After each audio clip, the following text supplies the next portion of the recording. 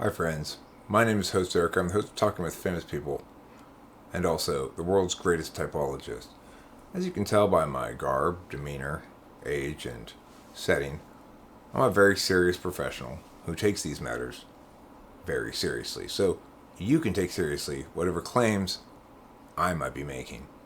Today's video is about versions of functions, the groups they form, and how this plays out for four particular types: the ESTP, the ISTP, the ESTJ, and the ISTJ. Let's look at the versions first. We have two kinds of function, we have two kinds of functions: communication functions and experiential functions. The action version of communication function is extroverted intuition. The action version of experiential function is extroverted sensing. The knowledge version of communication function is introverted intuition. The knowledge version of experiential is introverted sensing. The deliberation version of communication is introverted thinking. The deliberation version of experience is introverted feeling. And the interface version of communication is extroverted feeling, whereas the interface version of experience is extroverted thinking.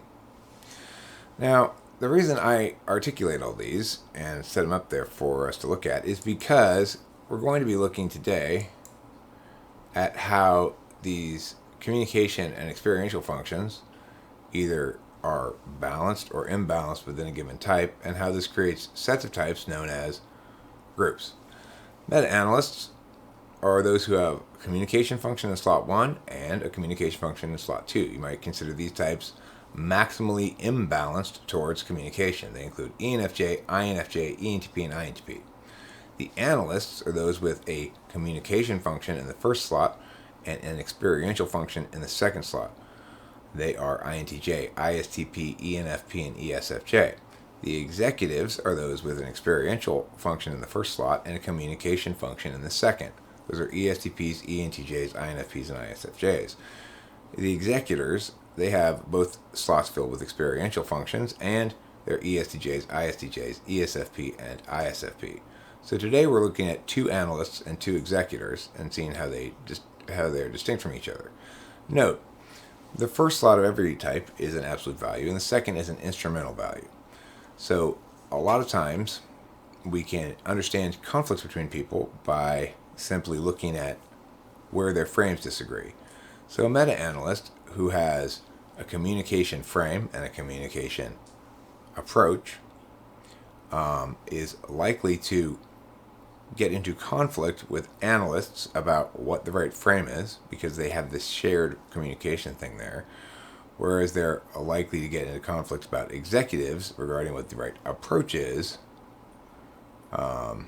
because they can communicate there, whereas they're less likely to get into conflicts about what the right frame is.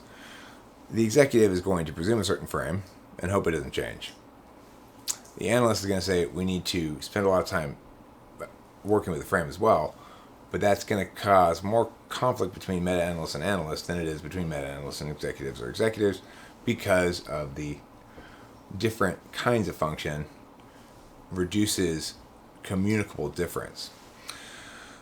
Okay, let's look next at the types that exemplify these things we're talking about. So we're going to have the type as an entity, that is by their dominant function, as a subject by their tool function, and what this is at the expense of, namely their polar function. So let's look here first at ESTP.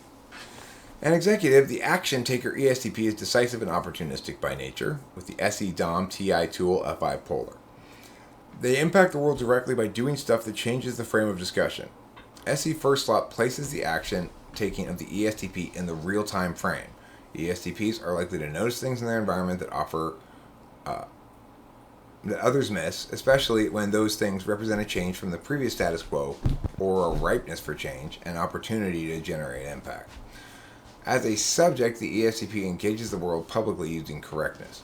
This allows the ESTP to constrain that which they do to that which is justified within the frame of reference determined for the situation.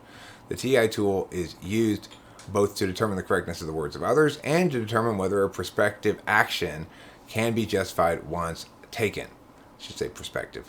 Additionally, TI justifies actions already taken to the extent that loopholes and such provide the ESTP a defensible line of reasoning. The ESTP is the best at seeking forgiveness rather than permission and saying things like, "What? You never said yeah, and you didn't say this, and it said this, which could be interpreted as that." They're very good at justifying after the fact. At the expense of, in exchange for being able to both parse the words of others and to justify themselves logically, ESTP sacrifices the ability to understand their own private worth, relying instead on their own utility and status among others for self-worth. This can manifest in ways like hurting themselves while showing off to others how daring they are. Or,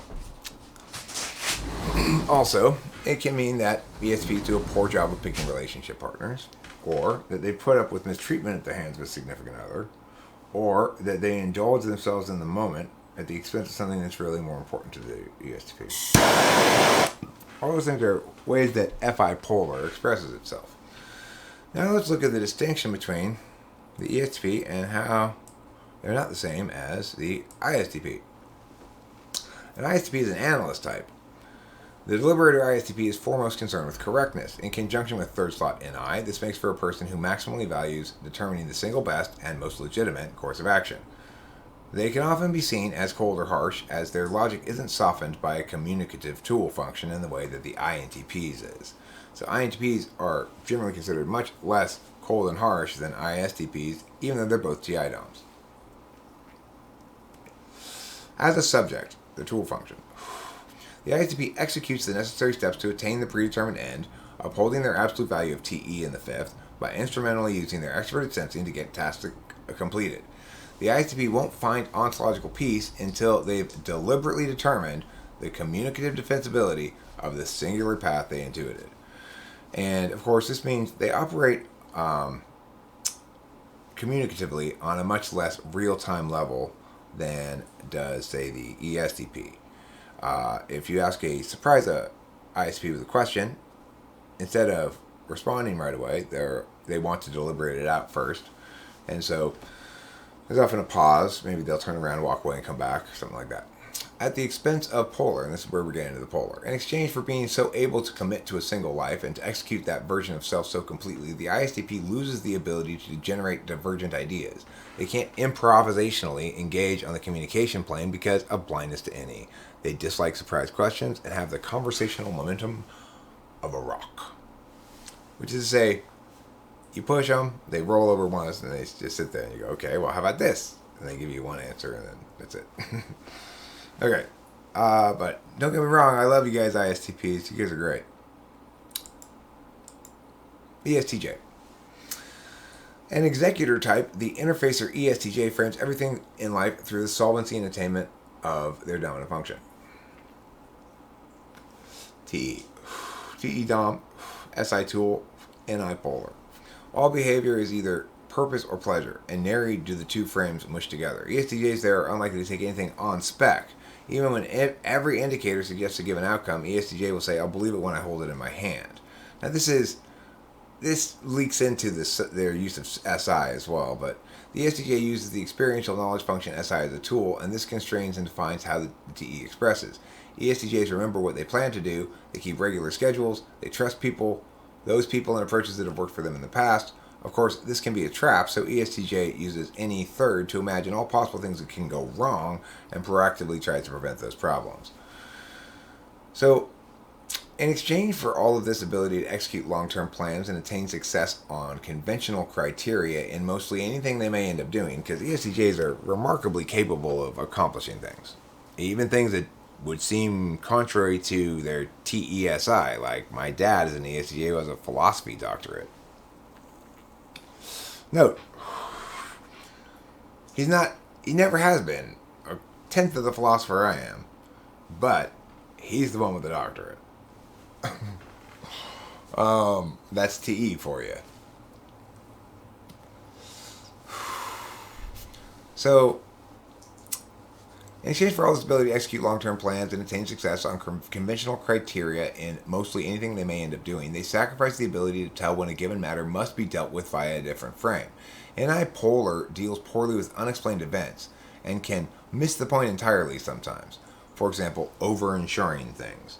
Long-term, the ESTJ might pay way more in insurance premiums than he'd recover from insurance, and even the worst-case calamity.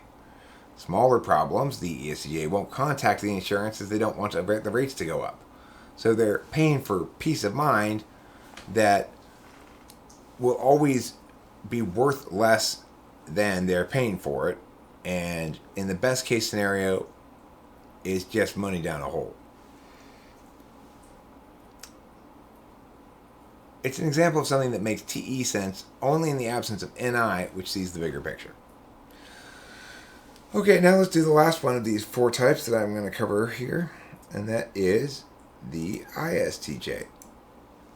An executor type, the knower ISTJ is the master of the short term. ISTJ knows exactly what the day has in store for them upon waking up each morning.